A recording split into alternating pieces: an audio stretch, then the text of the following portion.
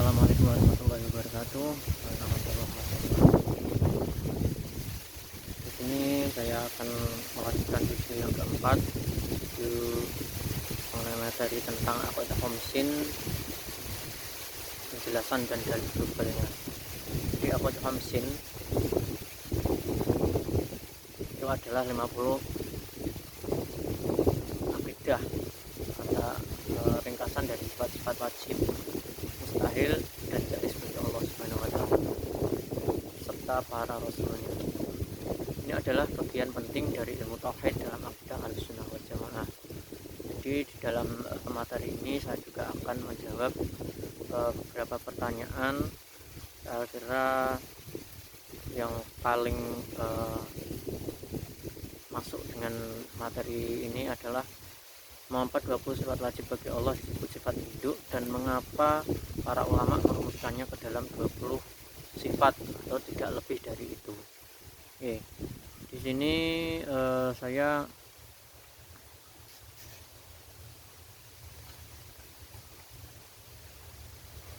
akan menjawabnya ya. Aqidah mesin terbagi menjadi 3 bagian utama. Yang pertama adalah sifat-sifat Allah Subhanahu wa taala, yaitu 20 sifat. Terus kemudian yang kedua adalah sifat-sifat Rasul, itu ada 4.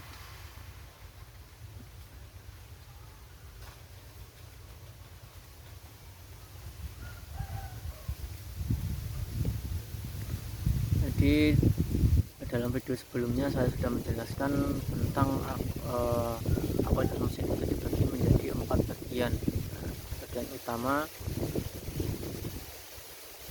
yaitu nafsiyah, salbiyah. Nah, sifat-sifat wajib bagi Allah itu dibagi menjadi 4: nafsiyah, salbiyah, ma'ani, dan ma'nawiyah. Kemudian sifat mustahil itu juga dibagi menjadi 30 sifat, atau kebalikan dari sifat wajib tersebut yang dibagi menjadi 4 tadi. Sifat jais yaitu 1 sifat,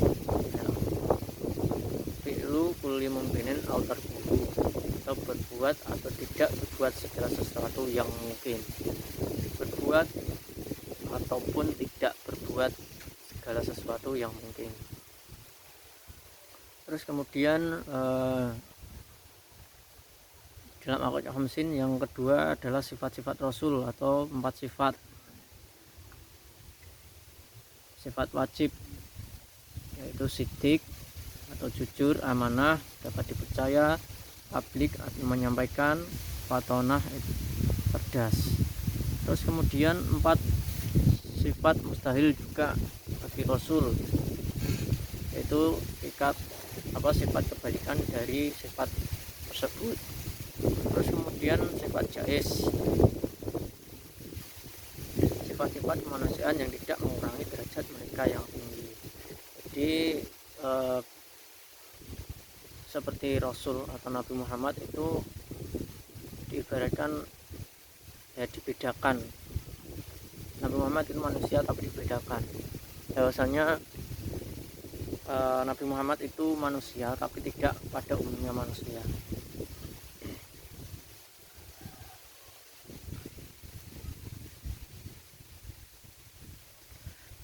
Terus kemudian dalil global untuk aqidah mesin bersumber dari Al-Quran dan As-Sunnah, yang kemudian diperinci oleh para ulama Ahlussunnah wal Jamaah. Secara umum dalil-dalil tersebut menegaskan, yang pertama, Allah Subhanahu wa taala itu memiliki sifat-sifat kesempurnaan dan kemuliaan serta terbebas dari segala keraguan.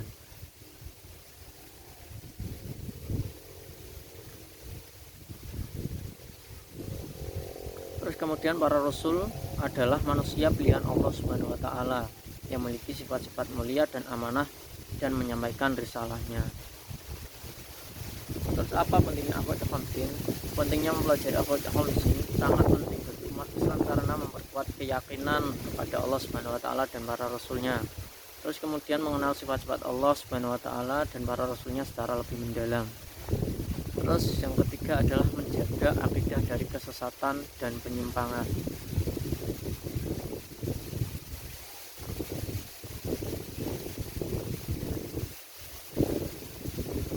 Terus saya akan menjawab dari pertanyaan yang pertama, yaitu mengapa 20 sifat wajib bagi Allah disebut sifat induk, dan mengapa para ulama merumuskannya ke dalam 20 sifat atau tidak lebih dari itu.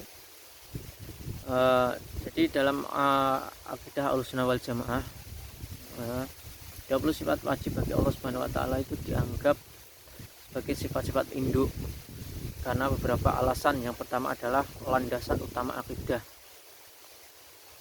Sifat-sifat ini menjadi dasar utama dalam memahami hakikat Allah Subhanahu wa taala.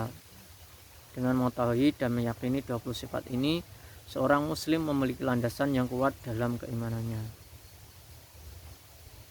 Sifat-sifat ini mencakup aspek-aspek mendasar dari keagungan dan kesempurnaan Allah yang menjadi titik tolak untuk memahami sifat-sifat Allah lainnya. Terus yang kedua adalah sebagai ringkasan sifat kesempurnaan. Jadi meskipun Allah Subhanahu wa taala memiliki sifat-sifat yang tak terhingga, 20 sifat ini merangkum sifat-sifat kesempurnaannya yang paling utama. Jadi Allah itu sebenarnya sifatnya banyak dan tak terhingga. Jika kita telaah itu otak kita itu tidak akan sampai. Jadi para ulama itu mempermudahnya dengan merangkum atau meringkas ke dalam 20 sifat ini. Itu adalah 20 sifat yang paling utama.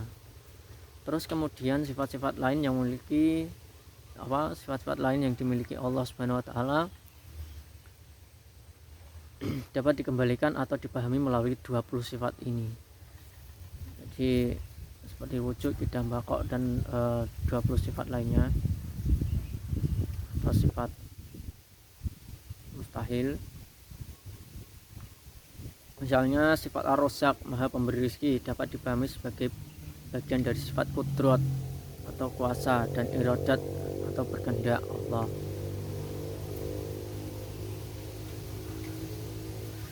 Jadi para ulama Ahlussunnah wal Jamaah itu merumuskan 20 sifat ini sebagai metode untuk memudahkan pemahaman tentang sifat-sifat Allah Subhanahu wa taala.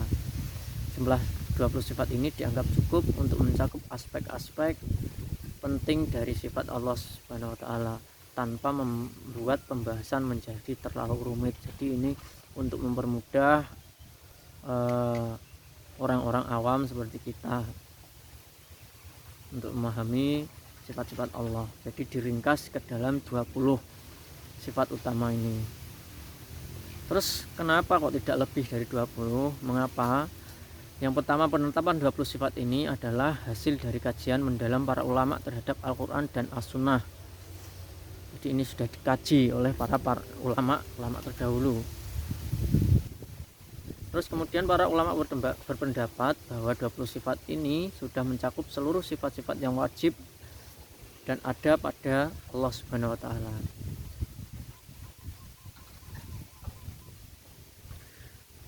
Jumlah ini dirasa cukup untuk dipelajari oleh seluruh tingkatan umat Islam. Ini oleh ulama itu dirasa itu sudah sangat-sangat cukup dan mudah untuk dipahami oleh seluruh tingkat umat Islam. Tapi walaupun begitu, perlu diingat bahwa sifat Allah Subhanahu wa taala itu tidak terbatas. Jadi sifat Allah itu tidak terbatas. Jadi 20 ini itu ringkasan atau hanya untuk mempermudah kita dalam mempelajari sifat-sifat Allah. Jadi sifat Allah itu perlu diingat bahwa sifat Allah itu tidak terbatas. 20 sifat ini adalah yang paling utama dan yang menjadi landasan untuk memahami sifat Allah yang lainnya. Jadi 20 sifat ini itu landasan kita untuk memahami sifat-sifat Allah yang lainnya. Jadi ada banyak sebenarnya. Dengan demikian 20 sifat wajib bagi Allah Subhanahu wa taala bukan berarti membatasi sifat-sifat Allah, tetapi merupakan ringkasan dan landasan utama dalam memahami keagungan dan kesempurnaannya. Terima kasih. Saya kira itu. Jadi kesimpulannya, mengapa kok tidak 20? Karena 20 ini sudah dari kajian, ya sudah dikaji Terus kemudian ini sudah apa ya, kalau untuk orang awam itu adalah minimum